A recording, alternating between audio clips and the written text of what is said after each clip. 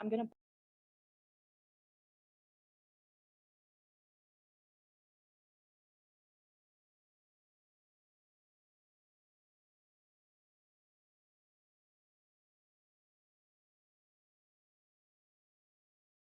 Yeah. Hello, Jesse. Hi, how are you? Doing great. Hey, Jesse. Hey, how are you? Oh, I'm fine. I think that they have us all. Does it sound like I'm screaming at you? I see the screen and I see you also in the side. So, Get out the Okay. way. Does it sound like I'm screaming at you oh, though? sorry. No, it doesn't. Does it sound like I'm screaming at you now? No, it doesn't. Okay. I was wondering. So they were saying I just need to, if you go to talk with people who are online, I might just make sure we mute this. Where to go? Oh, they're recording us right now. I don't see the mute. You just have to hover over the bottom, like with the mouse. I don't know why it's not anchored, but if you hover here for a second, it should pop up. Okay, Yeah. And so, yeah, it's right there. okay. And also, I'm pretty sure if you want a keyboard shortcut, I don't. okay. I'm not gonna remember it. You're good. But yeah, Okay. it'll pop up. So Jesse. And I've unmuted you. Yeah, so I will mute myself when I'm not talking. Okay. There's a way to make her bigger. I guess I there is. I don't need to be bigger. The sides are more important. Like in the corner. Mhm. The little arrow should pop Yep, up. I can see you. But it's not. I just read that. Yeah, I mean, But yeah, you can pin her. so this will keep her to the top. Yep. Yeah. You've been pinned. Yep. Okay, good. Okay, awesome. You need anything, Jesse? No, I'm good. Thank you to everyone on that end for your help with making sure we could do this as a hybrid session. No problem at all. We're glad it's worked for the most part. Do we need to have Google pulled up in order to see the remote folks, or So you They'll can, be you on can there. see them up they're there. listed in there? Yeah, Okay. yeah, but Right. you're welcome to pull it up if you want to. What about chatting with them? So she's gonna help monitor the Okay, chat for you, but if right. you want to have it pulled up there, that's not a problem. Jesse's gonna. Jesse's gonna. Yeah, do it. Julia, I can watch it. We don't need to, or, okay, No. okay. And then this, we can just leave here. It seems like it's gonna That'll be work. good to pick it up. Yeah, Okay. yeah. perfect. If anybody has trouble, we could start clicking it here, but then we're gonna have to swap between, which Yeah, might be let's just easier. do one once a So we'll year, just so. leave Okay, it. yeah, We perfect, can okay. use this clicker to move forward, or We'll we just check to make or sure. we can use the mouse and here's the numbers here. So the one thing with the clicker is Oh, I to have make to sure wait. this is the active screen, so click into it real quick and use the arrows on the clicker. And I think I had to hold, yep. Ooh, what is that? We're gonna have to forward for Jesse. I think. slowly. Yeah. Use the Mouse is mouse. better, yeah, Okay. okay, I'll slow. And then one of us should click for Jesse. Oh, yeah, Yes, yeah, please. Okay. Maybe I'll click for her to begin. Whatever Because we I'm want, yeah. second. okay, after her, whatever but we then need, whoever's whoever's up, whatever. yeah, and you just let us know, Jesse, next slide, please. Perfect. I can do that. And you can hear us, okay? Yes, I can hear you both. Awesome. And you're good And- with volume for her. Sure. It's a little fuzzy, but I think it's probably okay. Okay. right? I say Yeah, I can get you up and down. I don't know if I can get less use fuzzy. fuzz. Are we gonna introduce ourselves? Did we Yeah. work that out? We're interested. Jesse, you gonna start and I- introduce, like, start everything, introduce yourself? and I then- thought you were going to start with the first slide and introduce us since you're in the room, Yeah, we are gonna and start. then transition it to me for the next slide. And so Paula and I will introduce ourselves, and then we'll introduce you, and then you'll do a more fuller intro, whatever you want to say about yourself, and then we'll go to the next slide. Perfect. Sounds good. All right, Chris, do you have any other questions? Okay, if you need anything, just text us and we'll got it. Yeah. Thank you. Have a great session. Hey, that's perfect, yeah. Nice to meet you, Julia. I didn't take this thing off because that's going with any of the other colors today, so I just decided to throw it out.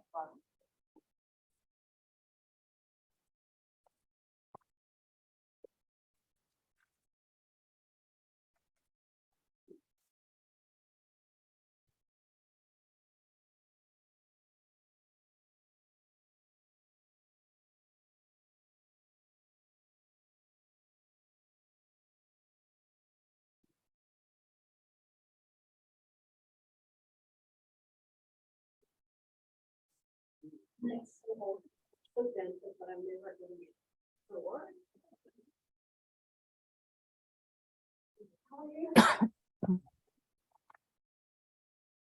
to keep that, over your head just a little. Yes, that was good for you.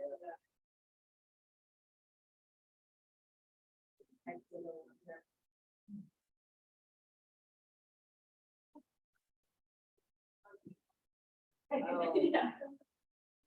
Terrible. Only has a few minutes. So try to- Okay, what kind of microphone are they using? But it's her coming out of the speaker, the virtual people coming. out of Oh, these okay. speakers.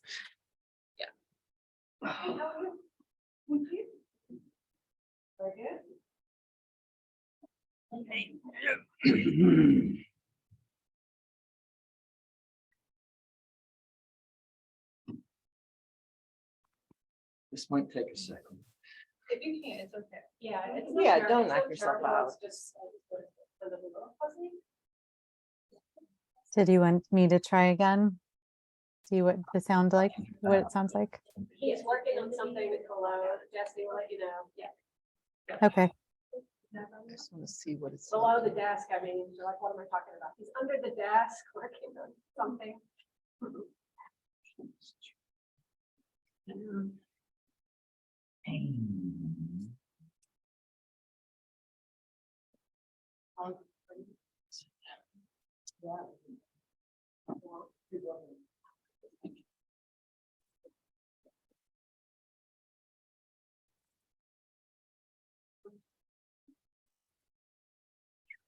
See,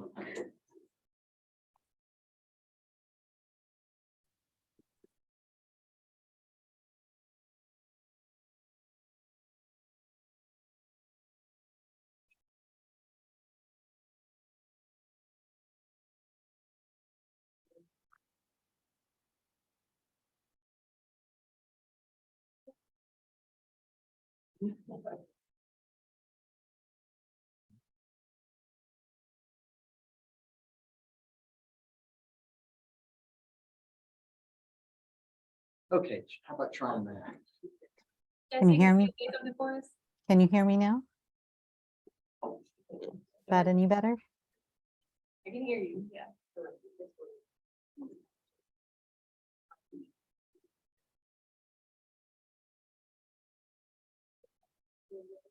Okay, and now? How's that? Is that better? Is that better? That's about as good as I can get it. Thank you. Have a great day. Thank you. You're welcome.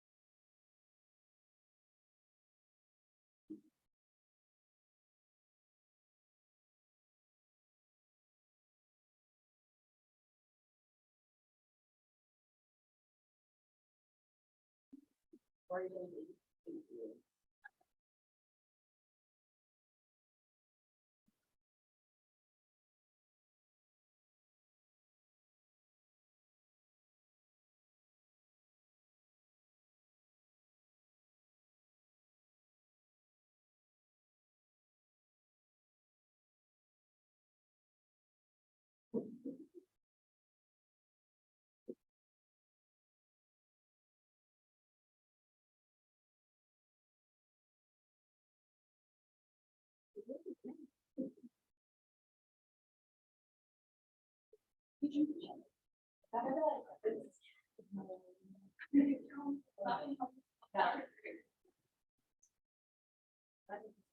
thank you.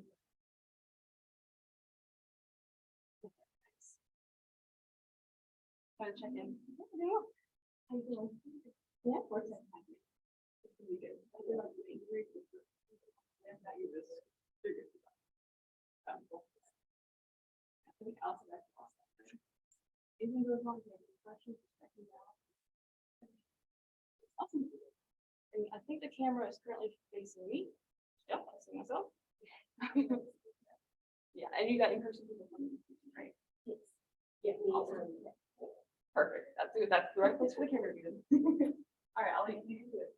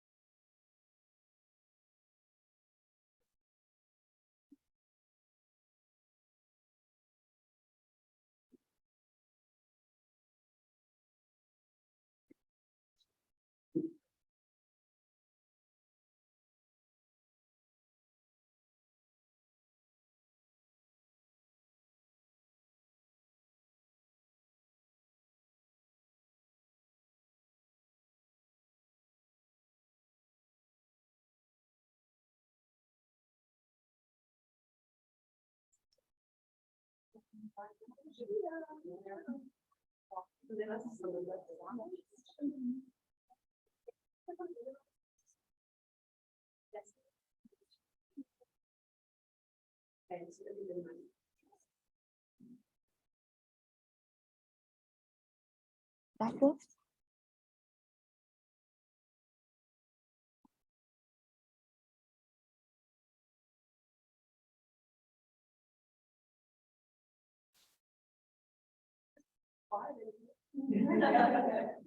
Put it away and put them there. It is only 2 minutes. We're close to 10, for it says 10:31. Yeah. So let's wait for my phone to say.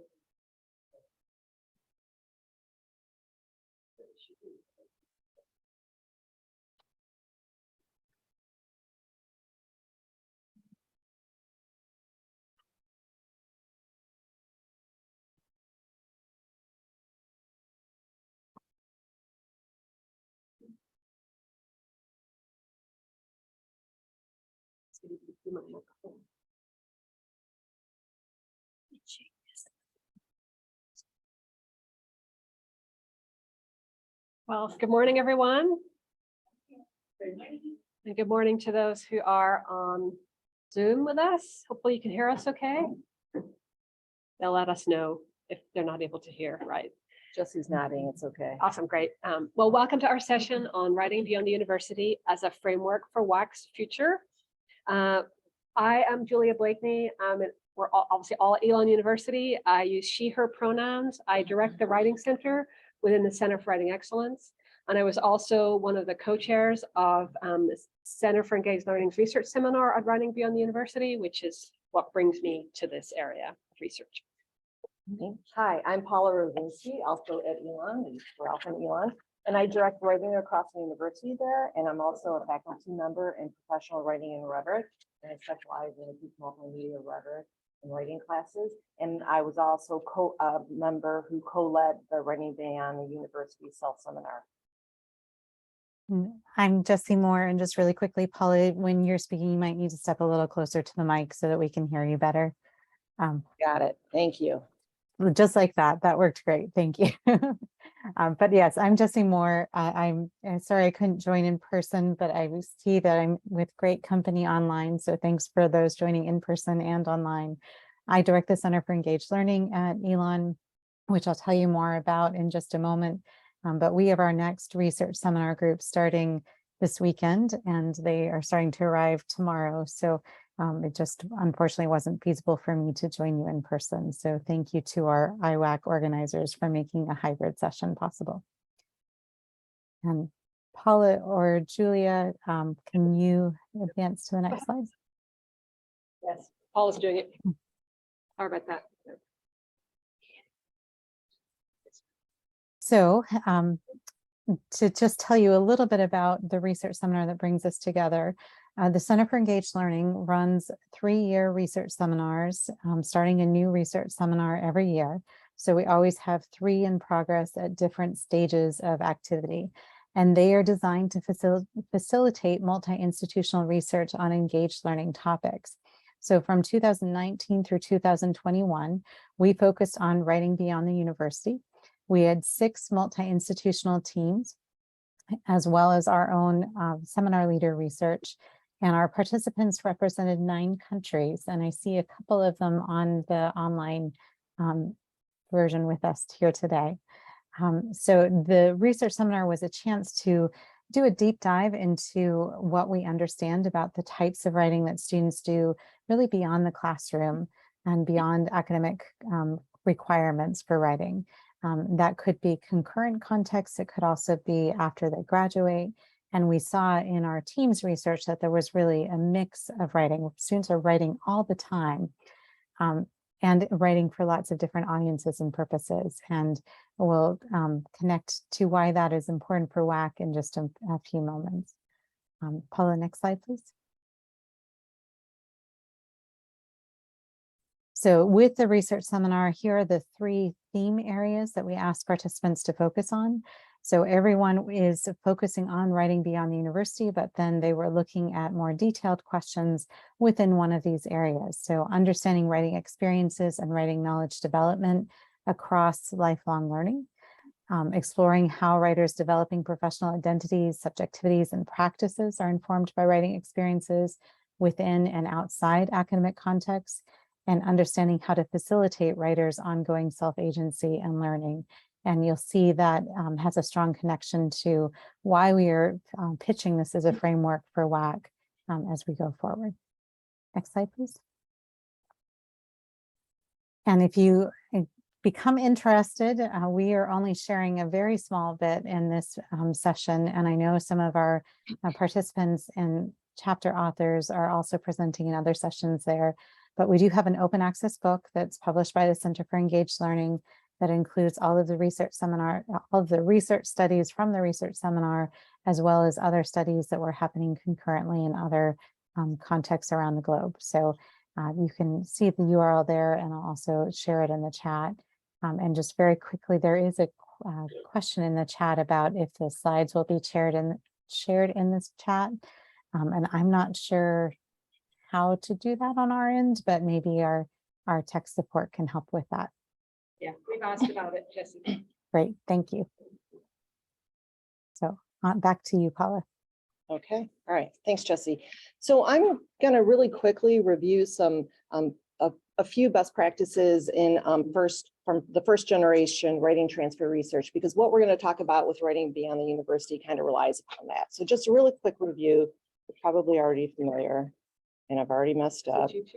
There we go. I got it. Okay. So 1, writing transfer requires transforming, repurposing prior knowledge for new context. So it's not a cut and paste sort of situation. That knowledge needs to be reworked and repurposed.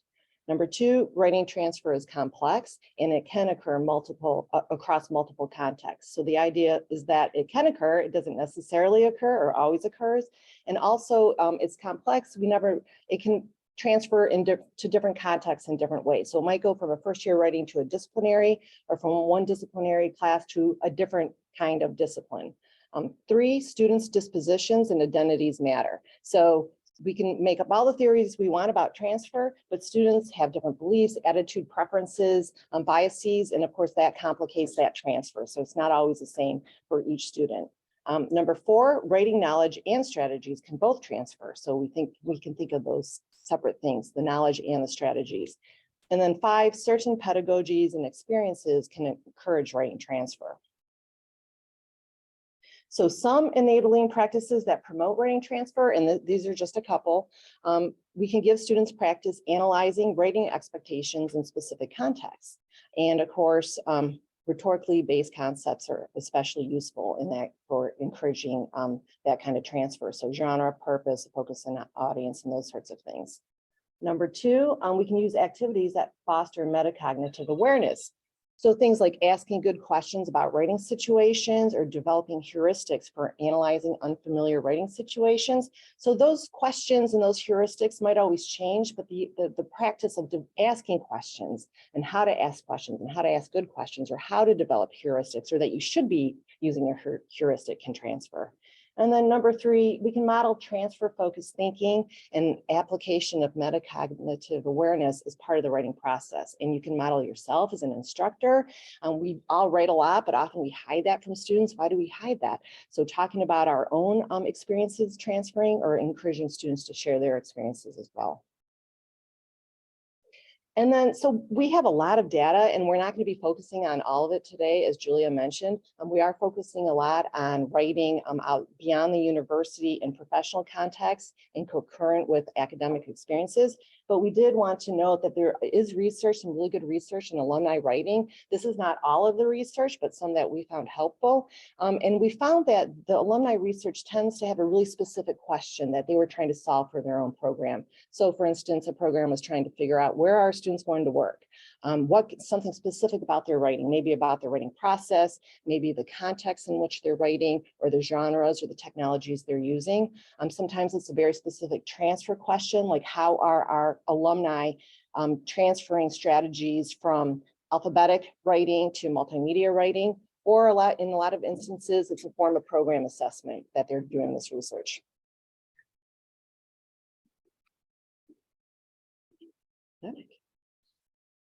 So we're looking now at the kind of newer body of research that we published in the edited collection and also elsewhere. When we decided to call it the second generation of writing transfer research. And that's the research that we published in the edited collection that Jesse mentioned, that came from the research participants, but there are other collaborators and participants in that publication that did not participate in the seminar. As well as some of the other alumni studies and research that's out there that is not published in the book. So based on all of that research that's happening, we're seeing a few central themes that are emerging from that research. The first one is perhaps obviously, just as writing transfer is complex, so too is writing beyond the university.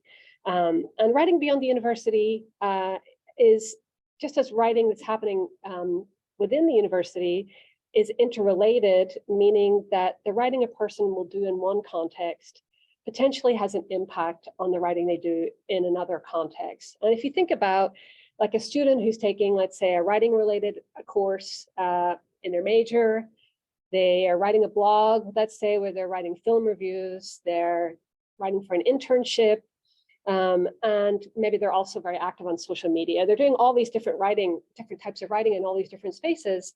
And inevitably there is some kind of impact that some of the writing in one space is going to have on some of the writing they're doing in the other spaces. And this afternoon at 4:30, there's a presentation on students' life-wide writing. Some of the presenters are here in the room. They're going to talk about this idea in the research that they have done in more detail. The research also found that there is a connection between students engaging in a variety of writing practices during college and their perception of success with writing in the workplace. So that variety has an impact on their perception that they will be successful in workplace writing. Within the university, Paula mentioned this already, students, and Jessie too, students are writing a lot, but they're not always receiving writing instruction in general, and then they're not always receiving instruction that's attending to the teaching for writing transfer specifically. And they are writing for a variety of out of classroom contexts as well as in classroom contexts. Sometimes that writing is taught, sometimes it's not intentionally taught. And that's not necessarily a bad thing. It's an observation about where writing is being taught and where students are getting instruction.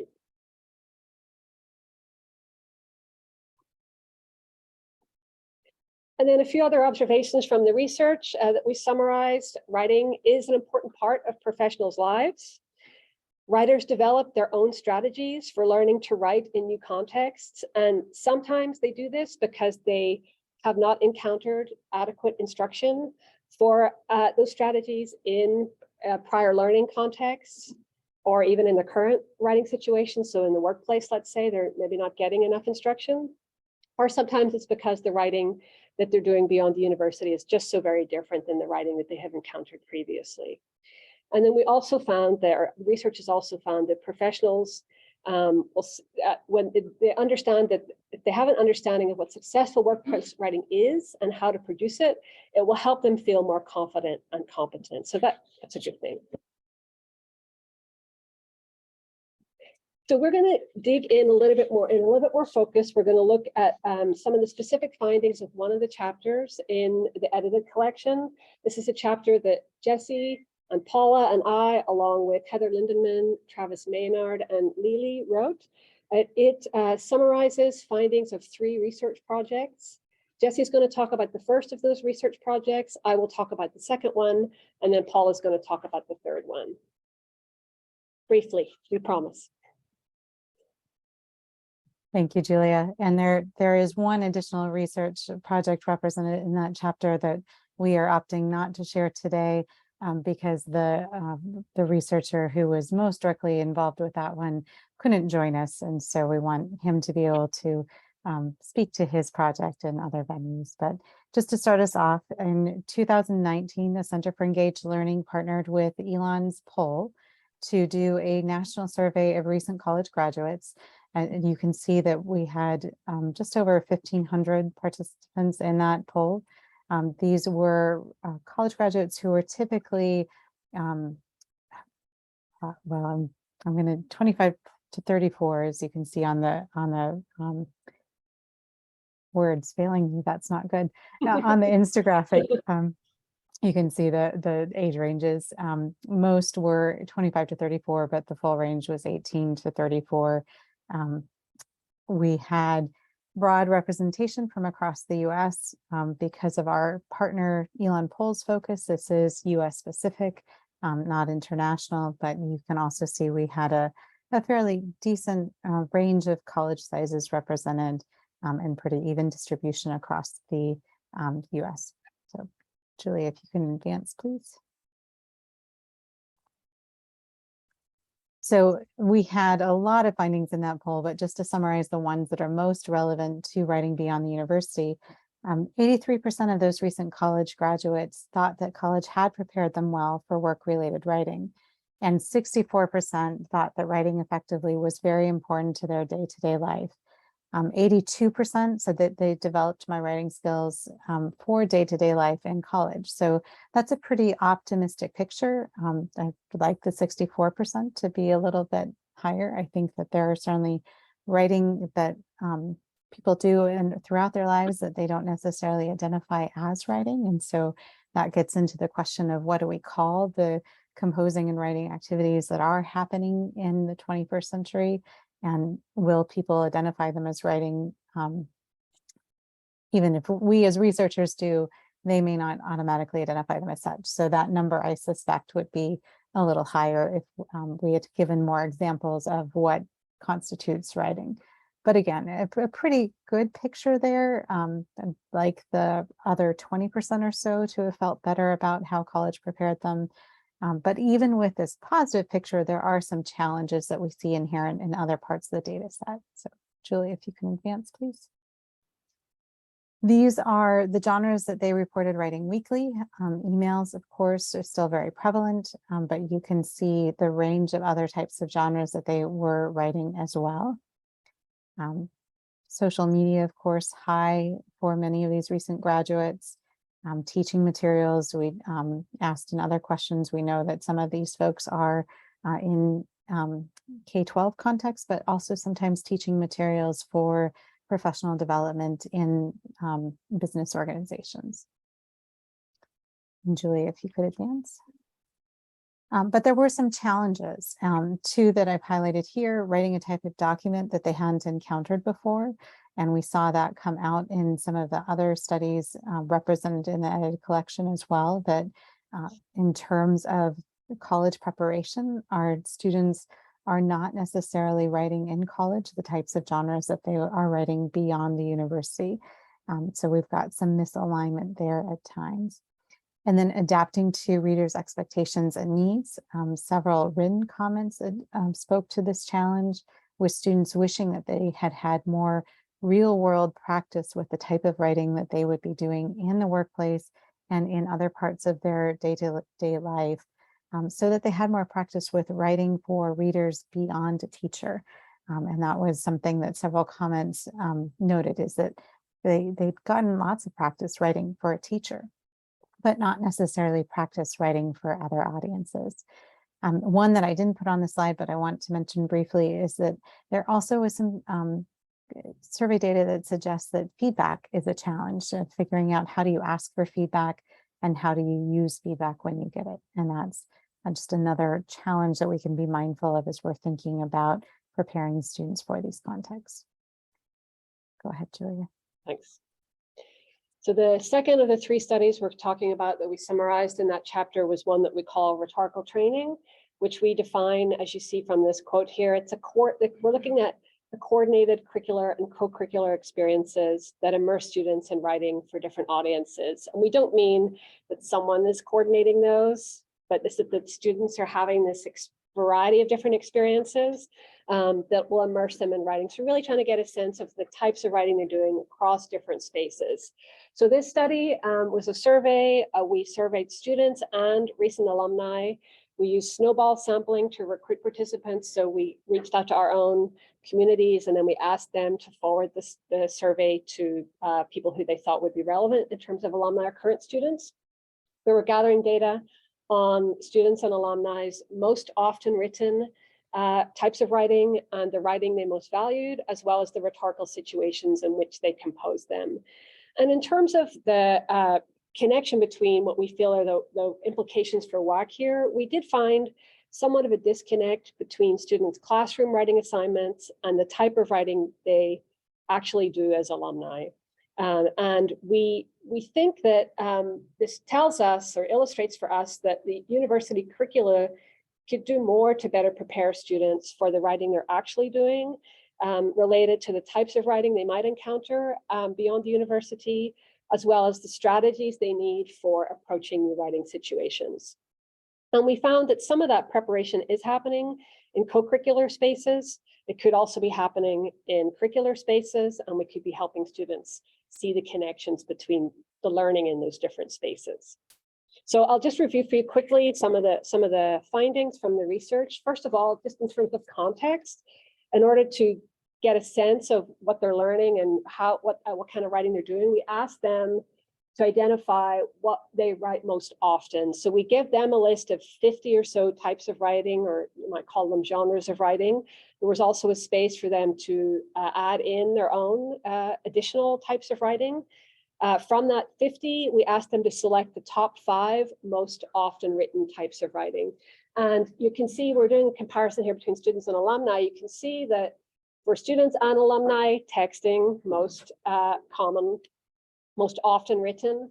For students, research papers, email. I'm just going to go to the top couple. Research papers, email, and then academic papers that don't, other kind of academic papers without sources.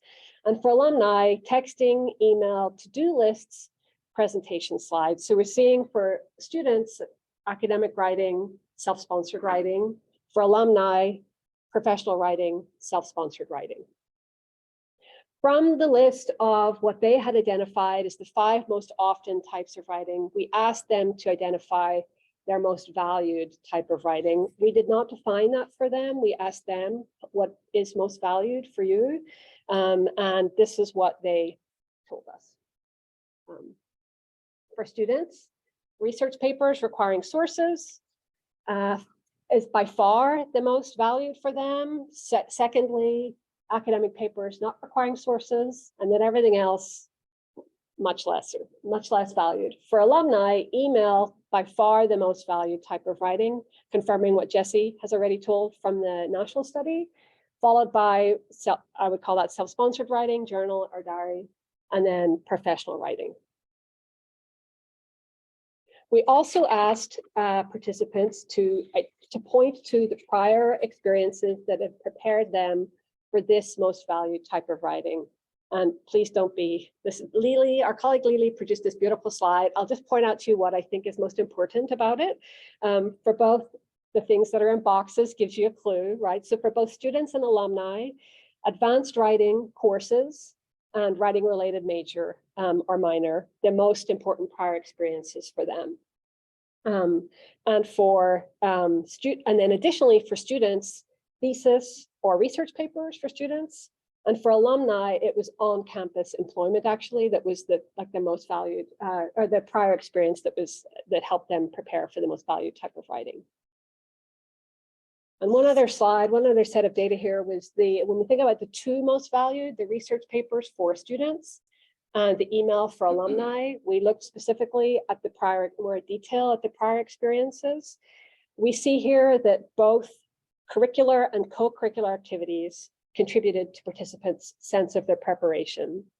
For research papers, we have advanced courses, writing majors, thesis and research, and for email attributed to campus employment, internships, advanced writing courses, and campus organizations. Okay, so what we're seeing here is students and alumni are pointing to both curricular and co-curricular experiences as sites for their prior learning.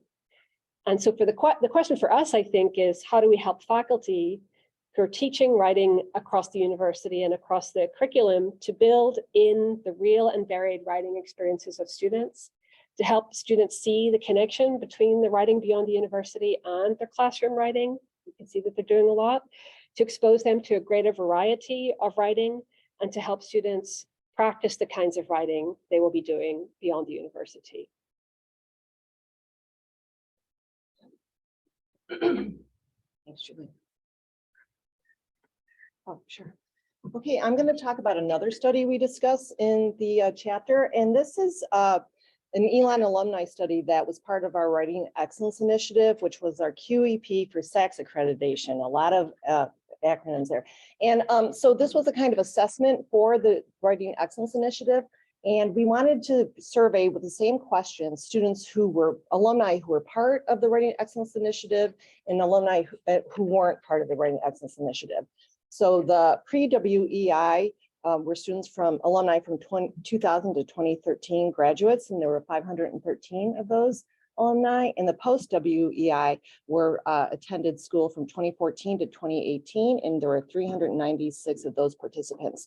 In terms, I present the data of pre and post because that's how we studied it, but it actually was a bit problematic because it was a 5-year staggered start, and so some students in their majors didn't get those interventions from the WEI until 2018, but nevertheless, it is still helpful for what we're discussing here.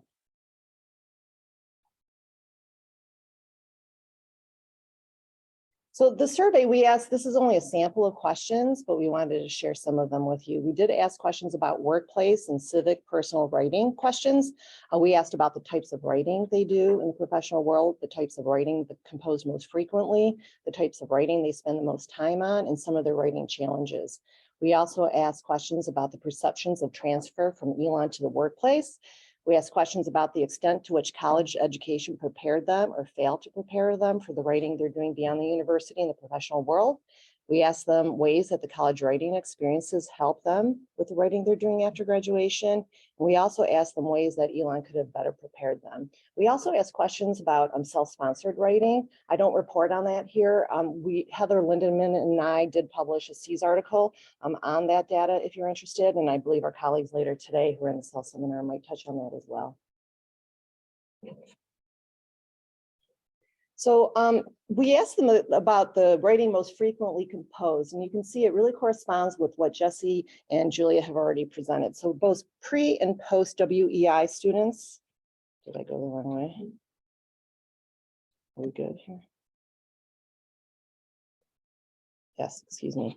It's email and client correspondence was the top most commonly written genre. And then below that, there's a lot of variety across the kinds of writing that they're doing. And there's a lot more. I mean, this is just a really small sample. There's such great variety, which is actually great to see. But email and client correspondence still does come out on top for both pre-WEI and post-WEI. We asked students about which courses help prepare them the most for the writing they do after graduation. And you'll see that both for pre and post WEI alumni, they point to senior seminar or thesis course. And then they point to many different kinds of writing classes. So, or lots of different kinds of classes that included writing. So what we think is happening here is the senior seminar and the thesis course had a lot of rich writing, complex writing, long-term writing, feedback with students and from the instructor and chances to revise, but also lots of different places that they were getting experience writing, which we're happy to see.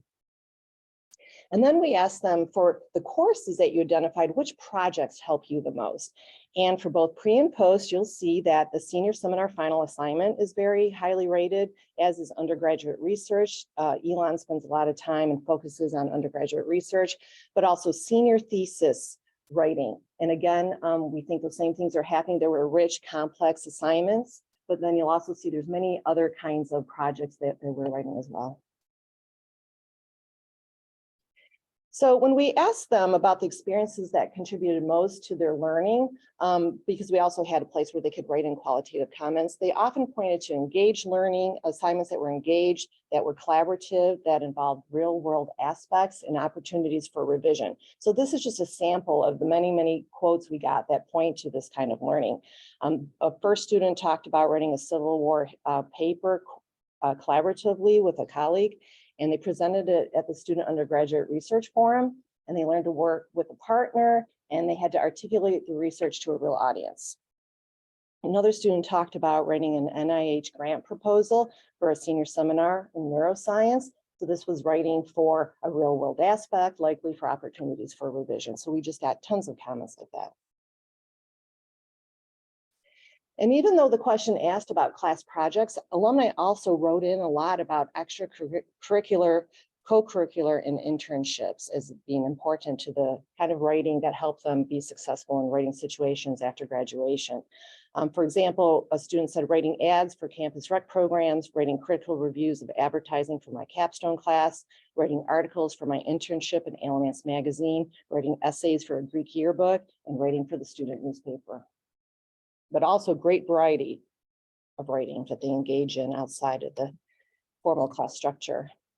We asked them about their biggest writing challenges, and for both the pre-WEI and post, they pointed to writing a document that they hadn't practiced or accounted before. And this is higher for the newer graduates, likely because they've been in the workforce less and they're encountering more different kinds of documents. But also they both pointed to writing in a concise or direct manner, and then also adapting to my readers' expectations, and was also rated very highly. So similar results as the previous studies. And when we asked them how Elon could have better prepared them, the top three answers for both pre-WEI and post-WEI were that they wanted more experience with writing that is concise and direct, writing email and other professional correspondence, and writing for different audiences. And this quote right here, I'm going to read it to you because it kind of covers everything. An alumnus said, "I would have loved to learn about professional writing in more context. Writing research papers is a good thing. I do not discredit that. However, writing in the workplace is a large majority of what young professionals encounter, from emails to social media, to reports, to presentations, to blogs, and so much more. How do you write a professional, concise, yet entertaining bio for the workplace? How do you compose a tweet that will generate attention? What should go in an email signature? And so many missed opportunities that are so close, right? You're probably thinking of things that you could have done in class to encourage transfer, perhaps. I want to point out here that 16% of the students went out of their way to say Elon could not have better prepared them for writing in the professional world. And 88% of them, in a question that asked how well prepared, I feel well prepared to write in the professional world, 88% agreed or somewhat agreed. So there's lots of great things happening. Students are writing in tons of ways, in school, outside of school, self-sponsored ways, in internships. But there are, do keep pointing to these gaps that they have, that they're asking for more support with. And so there's likely opportunities for engaging in transfer activities and some interventions that could help address those gaps. This is Jessie. So I want to preface these recommendations and implications by saying that some of what we are sharing, I think, amplifies some of the first generation research too, particularly from alumni studies and studies in spaces beyond the university. It's not necessarily new to say that we need to be more attentive to preparing students for the writing that they're encountering beyond the university. But the studies and the research seminars certainly amplified or reiterated the importance of that. And I think also brought shed light on some newer types of writing that students are composing and writing that we may not be as attentive to in the university setting. So as I start off on this framework of recommendations and implications, I do want to say that as we are thinking about the writing beyond the university approach as a framework for WAC, there are really three goals. One is understanding writing beyond the university. What is it that our students are doing in their daily lives while they're still students, but writing and composing beyond the classroom? And what are they doing when they graduate post university? We know that they're writing a lot, but I don't know that we collectively as college faculty and staff have a sense of what they're writing, what that looks like, what genres, who they're writing for, etc. And so one step of that framework is we need to be attentive to understanding the writing that our students and alumni are doing. Second, we need to think about how we're teaching students to learn that type of writing, or those types of writing. And we may not be able to, we certainly can't teach them every single genre, but that's where a lot of the teaching for transfer approaches come into play, of really building that transfer mindset so that we are teaching students a more robust range of genres and types of writing and introducing them to writing for a more robust set of audiences. But we are also preparing them to think metacognitively about, what have I learned that I can adapt for this new situation when they are writing beyond the university? And then the third piece of the framework that you'll see in these recommendations is we also need to provide them opportunities to practice writing beyond the university. So moving beyond research papers. And I think a lot of faculty, our faculty colleagues are making that move, but it is still a pretty prevalent genre, as our data sets show. And to some extent, I think that that amplifies the value in students' perspectives as they are students, and it may do them a little bit of a disservice in suggesting that the types of writing that they will or currently are doing beyond the university will look like that research paper with sources or that academic paper without sources, when we know that most of the writing that they're doing beyond the university doesn't look like that. So with that framework in mind, to get to some of the specifics, you can see on this slide, one of the implications is really thinking about understanding the writing that our students and alumni are doing. And so faculty and university administrators should know what their alumni are doing for professional and personal purposes, the challenges that they're encountering, and the ways that the university experience supported or hindered their writing experiences beyond the university. We also think that faculty and university administrators should know the kinds of writing students are doing, both inside and outside the classroom. Many of our research teams found really interesting examples of student writing and alumni writing, but I I really hope that you will go to the collection, the open access collection, and read some of their chapters on what students are doing beyond the classroom and how they're thinking about the transitions between those classroom and non-classroom spaces. There's some really rich research there. We need to understand how these multiple writing experiences intersect. And again, we've got chapters in the collection that do a nice job of illustrating the ways that students see them intersecting in ways that faculty and staff may not fully recognize, but that we can build on and learn from ourselves as we then think about teaching students and giving them practice with these broader sets of writing. So, next slide, please, Paula. So then some specific implications for writing across the curriculum faculty or faculty across the university. We believe that we need to provide students with the kinds of writing experiences that they'll encounter after graduation. And I would add to this, we need to also honor and acknowledge the types of writing that current students are doing beyond the curriculum. That part of preparing students for what comes after university is recognizing the value of what they're already doing and the prior knowledge that that gives them for the writing that they'll do after university. So then second there, to teach for writing beyond the university, we need to teach the conceptual knowledge about writing, including understanding rhetorical situations for new contexts, interpreting workplace writing cultures. I caught part of a session yesterday where a scholar, and I apologize, I didn't catch the introduction of who it was that was speaking, but suggested that if we think about writing as a tool in an activity system, that might be more fruitful than thinking about rhetorical situations. And I've been mulling on that over the last couple hours, and I see some merit in thinking about the broader activity system, but I think that they overlay a lot. And when we think about rhetorical situations, when we think about writing spheres, which is what one of our teams termed what they were seeing. These are all related contexts, but they allow us to see and understand those writing experiences slightly differently. And if we talk about rhetorical situations, I think it does bring more attention to who are we writing for, what is the purpose, and what are we bringing to that experience as writers or composers. So a little tie into what I've been trying to hear from the conference elsewhere.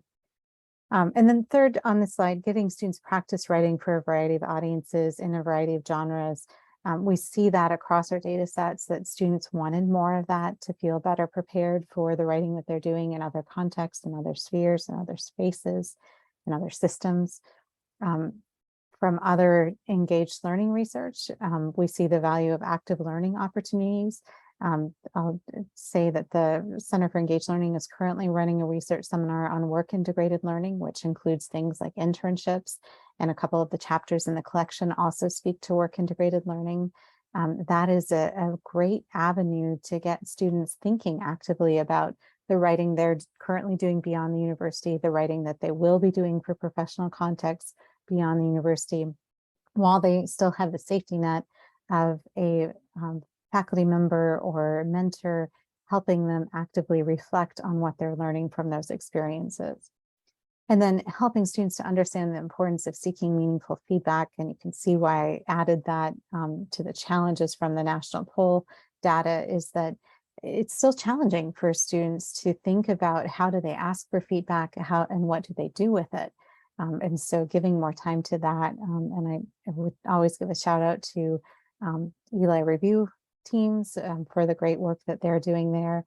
And then also, if you come to the Center for Engaged Learning website, we have a current research team that is also looking at feedback literacies, and we'll be sharing a lot of resources. So few implications for WAC faculty. Follow the next slide. Additional implications. Students need multiple opportunities to practice writing. So as I said, it's the first step is teaching strategies, teaching things that they can teaching metacognitive strategies included, but then also giving them space to practice. So it's not, as we know, and as we've said in WAC context for a long time, it can't be one and done. They need multiple iterations and opportunities to try it out and see what needs to change for a new context, see what from their prior applies in this current setting and what needs more extensive adaptation, and how they might integrate knowledge from multiple spaces. And so classes across the curriculum need to teach for writing transfer both in and beyond the university. It can't be the designated responsibility of only a writing department or an English department, as we've been saying in WAC for a couple decades. It needs to be a university-wide commitment, which means also that then all faculty should attend to writing beyond the university. And on our next slide, we offer a little bit of an incentive for that, bringing all faculty in, because we really believe that if we engage our faculty colleagues in research about the types of writing that students and alumni are doing, that helps with a motivation to attend to writing in classes across the curriculum as well. And so it shouldn't just be about teaching writing for beyond the university, which is very, very important, but also inviting our faculty and staff colleagues across the university to partner with us in research or to pursue their own research, which requires some resource support from administrators. And then all of that research can play into curricular and co-curricular development of new curriculum opportunities and new co-curricular activities that can support writing beyond the university. So again, thinking about helping colleagues and helping ourselves understand the writing that students are doing beyond the university, thinking about teaching for that writing and giving students multiple opportunities to practice while in partnering with our colleagues, and I would include staff colleagues, given all of that co-curricular campus employment, et cetera, opportunities that we see students resonating with as places that prepare them for writing. And with that, we're going to give you a specific example of how this has informed some of the work on our campus. Right. So I'll talk just a few examples about how the WBU research has informed my work with writing across the university, and it's really impacted all of it. And it's really fun and it's really interesting on top of that. So as an example, we've revised our Summer Writing Institute, and this is where faculty, 20 some from across 20 different disciplines for 3.5 days, we really focus on developing strong writing assignments. And I've been able to add in with this, not only presenting, we give little mini talks and then work on their assignment, but when I'm working one-on-one with faculty, I can say things like, a lot of our students are saying they're struggling after graduation with writing in a concise way, or with email as the top written genre, which always blows everybody's mind. And faculty will say, I never thought of that. Of course, they write the NIH grant, but then they have to submit it and they have to write an email, and then maybe they want to tweet about it. Or I always think about in the pandemic how the health services had to tweet out to reach that audience of younger people. And so I know health services has also revised their curriculum to include that kind of writing as well. So it's been really powerful to draw on this data from our alumni and connect it up with the transfer and the WBU research. And sometimes faculty will add in interventions to address that, but then they'll also remember, oh, I do that. I can use some transfer strategies to encourage that they apply it in this assignment and then afterwards. So it really has been very powerful. I've been able to encourage alumni research with faculty across the disciplines. We have a scholarship grant to study writing, and Julie and I can't apply for that. It has to be people who are not writing people. And so faculty are starting to write these grants to study their alumni writing. So there's faculty in math and stats, engineering, physics, and computer science who've written those grants, and I'm happy to help. We give them our questions. I give them my IRBs. I find bibliographies for them because they're not writing people, they're content people. So it's perfect, and I'm able to support them in that work and also give them conference and publication recommendations. Julia and I kind of made up this alumni who write grant series to encourage, and it's $300, so it's not a lot, but it encourages faculty, and they're already taking us up on that, to invite alumni back to talk with current students or other students who aren't majors yet in that field to talk about the writing they're doing after graduation. And so our trick is that the faculty are hearing it too, right? So they're learning in that way. And it has really informed our response to AI. So a lot of, as you know, probably disciplines and professions are using AI in the real world. and journalism, real estate, marketing, health sciences, a great deal. And so when I can talk with faculty, like in the Summer Writing Institute, we added a big AI component. You can't ignore it if your students are graduating and using it in the real world. So you want them to be effective writers. You want them to use it ethically and in professional ways, critique its affordances and limitations so they can be effective writers. And so being able to draw on the experiences of our alumni has been very helpful in that regard as well.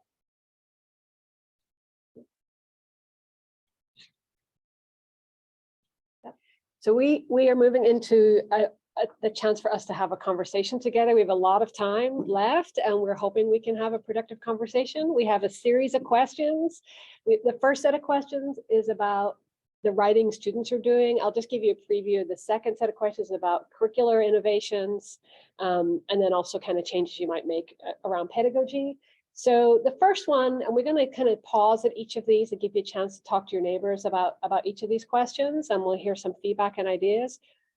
This first one, though, is really more of a kind of an invitation. Do you know the kinds of writing your students are doing beyond the university, concurrent to their university studies?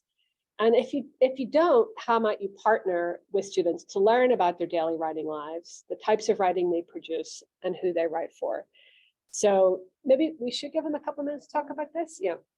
The second one is about like the kinds of writing your alumni. Do you know the kinds of writing your alumni are composing in the workplace and daily lives? If you're not sure, what could be your potential approach to learning about the writing that they're doing?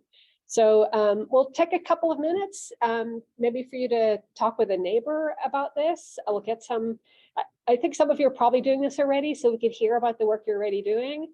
And then we'll move on to kind of the next question, which is about kind of making changes to the curriculum. So we'll give you, let's say, 5 minutes on this, right? And then 5 minutes.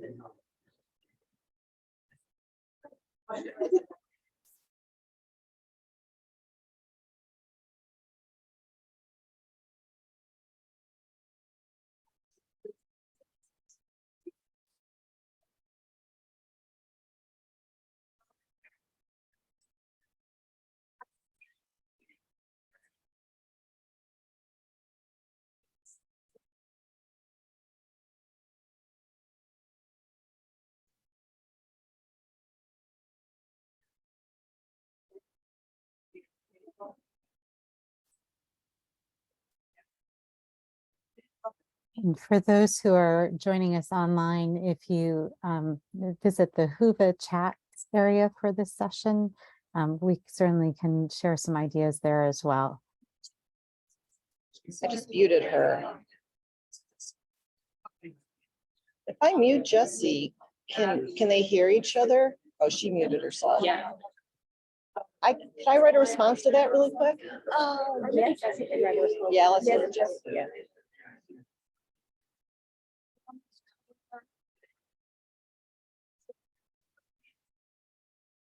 Yeah, just Yeah. I just hit mute and then I unmuted, but I don't Yeah, know. I mean, maybe it's about publications specifically. Yeah. It's like conversations we gave her later. Individually. So that would take us to 11. I time my phone. Oh, you did. Starving. Let's go over here and make sure we're not being read. Here.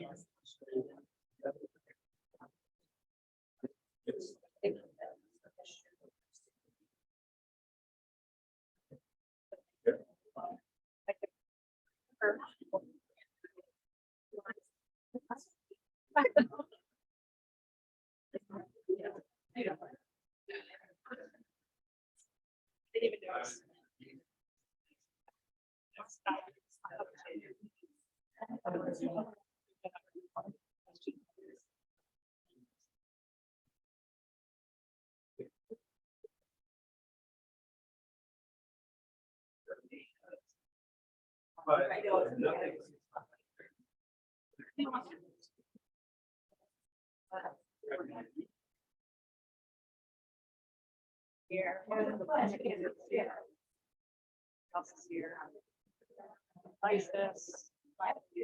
Yeah, you saw the first.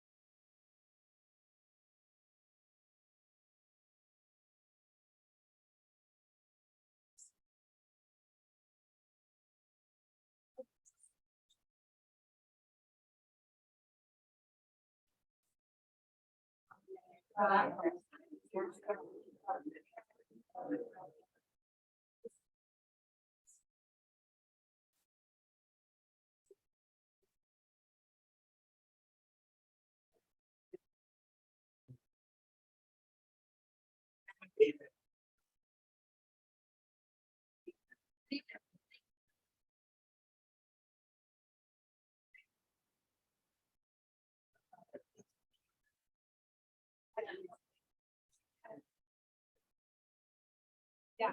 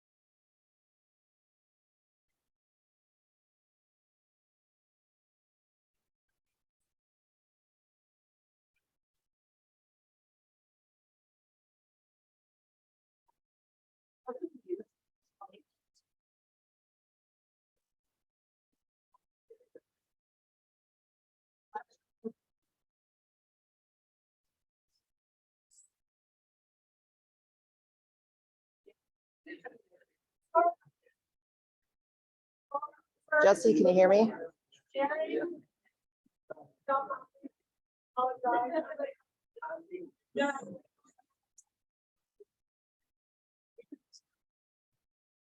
I might repeat things here for Jesse, so the online people can hear.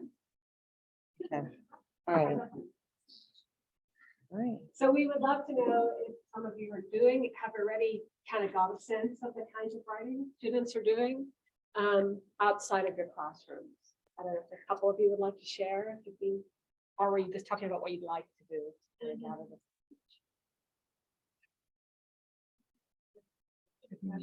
Do we need to give the mic to the? Yeah. Someone want to share? I know you're. All right, thank you. You're a hero. So I have students do a writing inventory where they go around the physical and digital spaces that they inhabit and make note of all the places and kinds of writing that they do. And then they categorize them in different ways, like who were you writing them for? Why were you writing them? What forms did they take? What technologies did you use? So they start seeing all the varied ways that they write and use writing in their lives. And Paula, before you move the mic away, could that person identify themselves so those of us online know who's speaking? Sorry, I'm Magdalene Helwig from Furman University. Thank you. Thank you.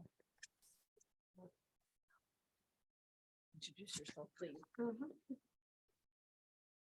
Student here. My name is Sage. I'm from Duke University. This is a really specific example, but I'm in engineering. And so A lot of student organizations will do design reviews, which I think most faculty actually don't know that we do them. And they're about like 50 to 70 page documents detailing everything we've done to complete like a major project. So I think alumni, they go to internships and they bring that information back to us so we can create better engineering projects outside of the classroom.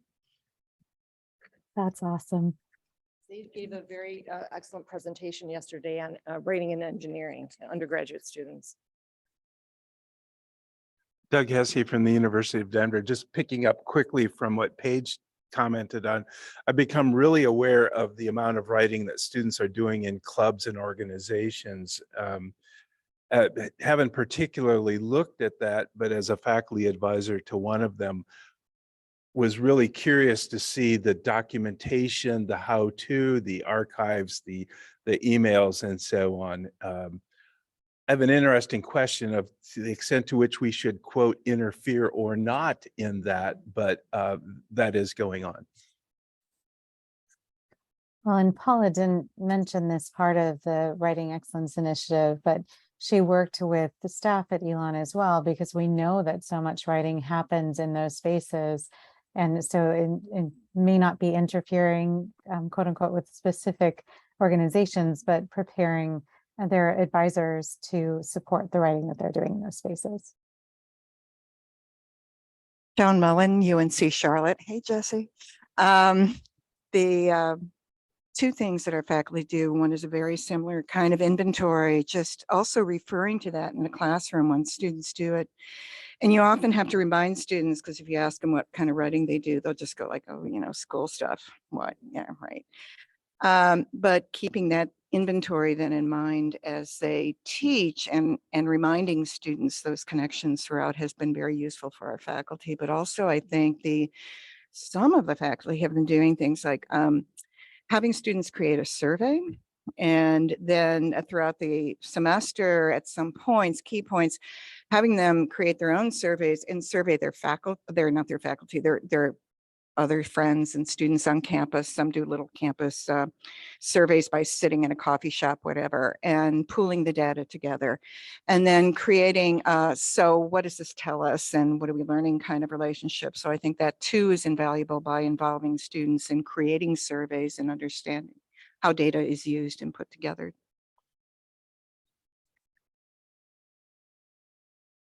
So I'm Dylan Winters. I'm at the University of Colorado in Colorado Springs, and I work with, we have a very dense veteran population there. 1 in 5 students at UCCS is a veteran. And so I was just about to tell you this, when I'm not a writing instructor, I work with veterans in a writing group where we just write about whatever we want to write about. So we decided we were going to do sort of a lunch and learn kind of thing on Tuesdays at noon. And we end up challenging each other, and they have accepted me as one of their own, even though I'm a civilian. And we just get together, we talk about writing, and then they come up with these really bizarre writing challenges. And sometimes we start on them right there in the room. And then sometimes we say, well, we're going to start on in the room, and then we're going to take a couple weeks and come back with something amazing. And so they'll come up with these really interesting prompts, like what's something that ChatGPT might be asked to do? And then let's do it. With our brains, and then instead of letting ChatGPT do it. Or the latest one we've been working on is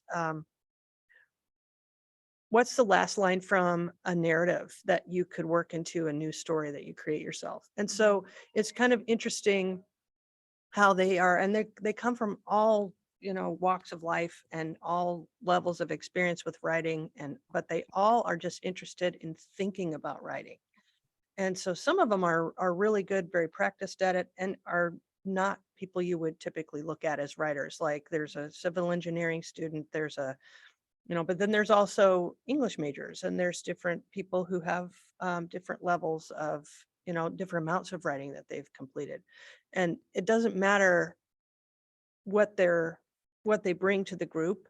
Everybody just reads their stuff and shares it and they feel comfortable just putting it out there. And I think it's really important to create the environment where that's, because creative writing, I think, can also translate to other kinds of writing too. So That's a great example of, I think all of us doing the research have found that there's so much writing happening by so many different groups of people, and that there are opportunities for making connections across those different contexts. Did you? And veterans in particular bring so much prior knowledge and experience to our classrooms that I love the way that you're tapping into that community, but also thinking about ways that we can invite them to share that experience in our classroom context. And I wanted to really quickly note that Dylan had posted a question in the Q&A earlier, asking about how WAC faculty can better prepare and support our students for postgraduate writing and our publications. And Joan's example was one that I think is an illustration of what I would say is that when we know the types of writing that they're encountering, we can build that into the curriculum in ways for them to practice and to really teach them strategies for and help them practice. So in Joan's example, if we know that students need to know how to do surveys, then we can build that into the curriculum as opportunities for them to learn about what survey design looks like, to conduct a survey, to analyze the data, etc. That designing a survey is one type of writing that they might encounter. But if you are able to do that survey of what your alumni do need to know for postgraduate writing or for publications, then you can build it into the curriculum. And it doesn't have to be a big chunk. It can be smaller pieces spread across a couple classes or even integrated with co-curricular opportunities. So we may come back to that more, but I also just didn't want that question to get lost. Thank you. So we have another question for you to think about with your neighbors, I suppose. This question's at the curricular level, where in your curriculum or even in co-curricular contexts are your students learning about the kinds of writing they might do after graduation, or the strategies they need to write effectively? Do you know where in the curriculum this is happening, or maybe where it could happen, so that students are getting more of that experience and introduction? And if you're an administrator of curricular programs, where in the sequence of courses could students be invited to bring in their Writing Beyond University experiences into the curriculum? Where might that be a good space? Or how could curricular revisions be made that are attentive to the writing students are going to do after they graduate, but also to the kind of experiences that they're bringing into your program or major or whatever it is? There's big questions, and I think we have a couple of minutes. So maybe at your tables, you could just think of a couple of ideas where this might happen or could happen at the curricular context level. So thank you. We'll call 5 minutes.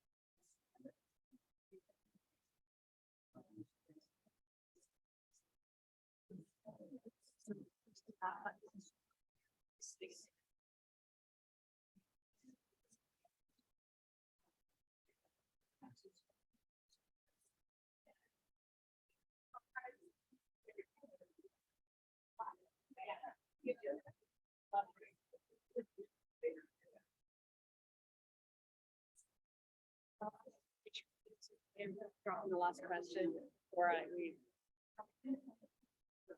Okay,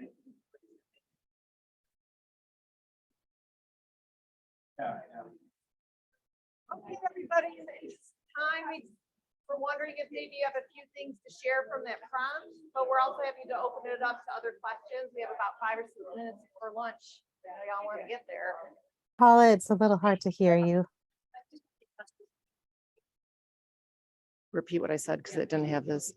We have about 5 or 6 minutes left, so we're wondering if people have any prompts, replies to that prompt, or open it up to other questions as well, because we all want to get to lunch.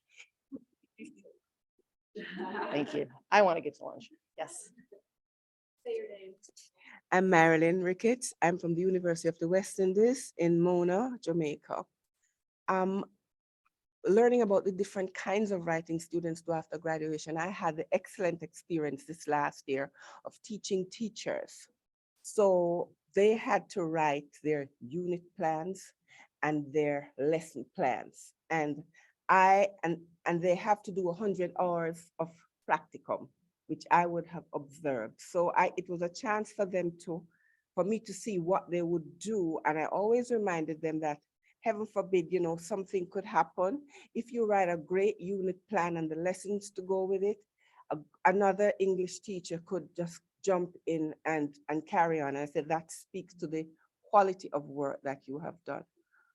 And that's when I was teaching in the School of Education. However, when in previous years I taught the foundation English language courses, writing courses, it stopped at the first year. And for as long as I worked there, we've been pushing to have them take it to at least the 3rd year, but they have all kinds of excuses. So we, for the most part, don't know what kind of writing they will do. For example, the people in media, we know some of them become anchors and reporters and investigative journalists, and we see them on television and hear them and so forth and so on. Some of the historians may go on to work in the tourism industry, so they have to do up brochures. But other than that, there's no follow-up. So we don't really get a full opportunity to see what they do or what they will probably do when they leave the university. Thank you. And that comment connects with a comment that Thomas Polk shared online, while pondering whether doing large-scale whole university information gathering about alumni, what the advantages or disadvantages are of doing that large-scale information collection versus small-scale collection on local units. So I just want to offer that into the room space. If folks have examples or ideas for that as well, it seemed to connect to that last comment.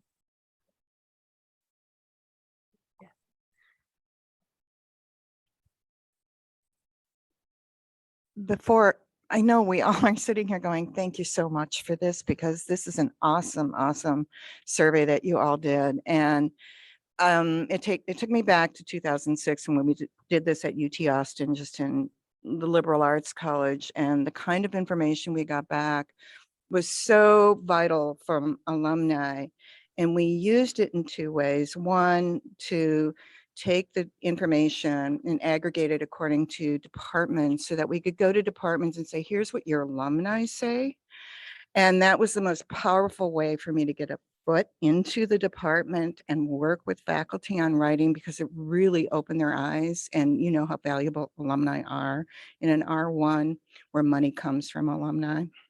And the other thing that we did is that faculty, we gave a space for students, alumni, to mention any course that they remembered or any faculty member that they remembered. If they remembered a course, we could actually trace the faculty member who taught it. And we sent sort of templated thank you notes to the faculty with the space to insert the quotes from the students, from the alumni saying, here's what they said about this, here's how they appreciated you.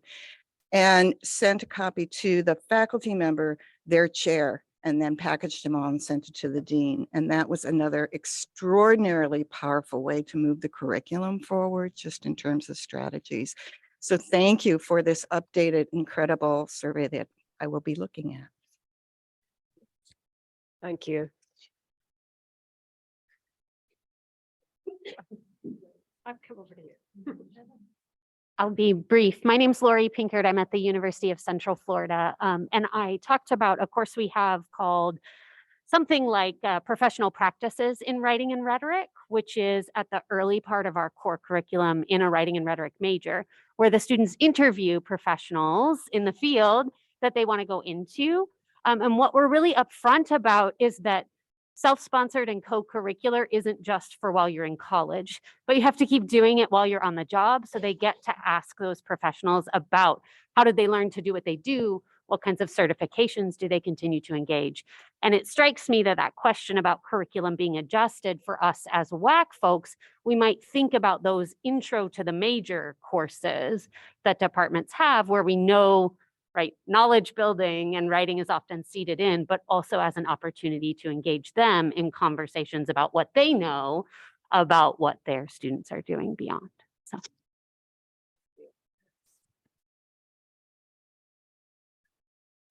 Yes. It's me again, a student from Duke. Yeah, I just want to echo, I think faculty and alumni connections can be really helpful. I collaborated with a faculty member once on a research manuscript, and then later I needed to write a grant proposal, which I had never done before and I was scared. But watching the way that he wrote really helped me then adapt kind of how do I do this genre, and I was able to more confidently approach that task. So I think having those inside connections and getting a glimpse into what's coming up is really helpful. Great, thank you. I think it's we're out of time, correct? And we're happy to end on a student comment. Thank you very much. Thank you for attending. It was really interesting to hear your comments, and we have so much more data we couldn't share, and we're happy to talk with you about it, or you can look at the open access book. Here's my plug. Writing Beyond the University. Thanks, everybody. Thank you, online all. people. Thank you. Great to see you. Bye, online people. Oh, I can take her. Okay. Yeah, it's so nice to have somebody here to do all this. Yeah. Feel very spoiled. Hi, Kristen, for all your knowledge. No, very good to meet you. See you folks. See you, Jessie. Lovely See to you. see you. Lovely to see you too. Good luck for the seminar. Yeah.